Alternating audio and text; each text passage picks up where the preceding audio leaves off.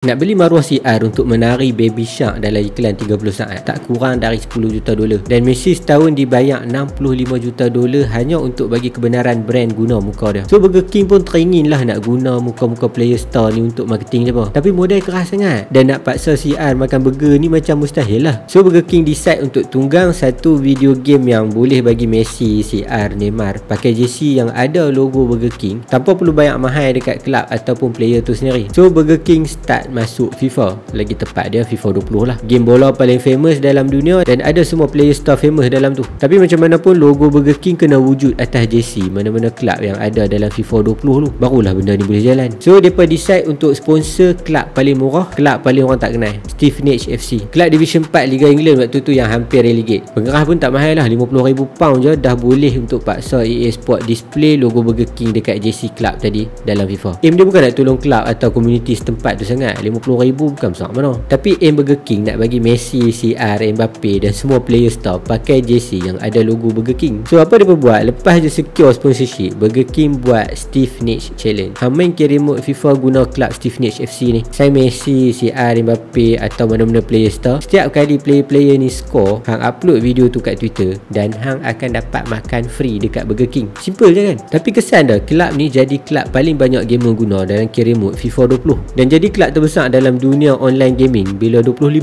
orang upload video dalam Twitter dalam masa 2 minggu. Dan yang paling penting, dengan modal 50,000 je, Burger King dapat quality marketing media yang sama harga macam bayar 25 juta dolar dekat CR ataupun Messi. Bagi Stevenage FC ni, walaupun kelab dia dapat kecil je amount sponsor, tapi JC kelab ni yang design macam baju waiter kedai makan boleh sold out dan naik sale 300%. Brand Burger King pun tak semena-mena boleh guna muka play star tanpa perlu sign depa jadi ambassador atau bayar sesen pun. Modal bagi burger free saja. Marketing gaya Burger King collab Stevenage ni sebenarnya salah satu je dari siri-siri kelab sukan yang gabung magic media dengan kekacakan para player untuk memancar cahaya ketularan. F1 jual behind the scene race mereka, Ryan Reynolds jual journey Wrexham, Spurs Arsenal jual scene dressing room, tenis pun dah terjun buat dokumentari sekali. Kelab-kelab sukan ni sebenarnya dah start aware yang sekadar own kelab, dapat duit tiket, jual merchandise sikit ataupun cuba menang liga atau piala, tak pernah boleh buat duit banyak. Sebenarnya lagi banyak rugi pun. So mereka guna sukan ni sebagai muka depan saja, padahal yang cetak duit di belakang adalah benda lain. Contoh macam F1 sebenarnya bisnes papan iklan, sementara kelab Stevenage ni tiba-tiba kaya dengan rela ditunggang Burger King untuk dapat lot dalam FIFA dan collect untung dari jualan jersey dan royalty Burger King. Tapi kunci dia serupa, iaitu dekat guna kuasa tontonan di smartphone dan ketularan media baru yang dapat tarik trafik, terus bawa fan, penonton atau pelabur pun untuk start hulur duit kepada kelab. Walaupun kelab hang nak menang satu game pun makan tahu lah. So mungkin kelab-kelab nazak dekat Malaysia boleh start consider untuk pakai modus operandi yang sama,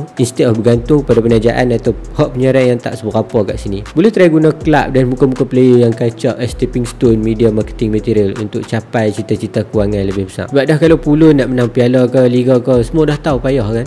So baik fokus buat duit.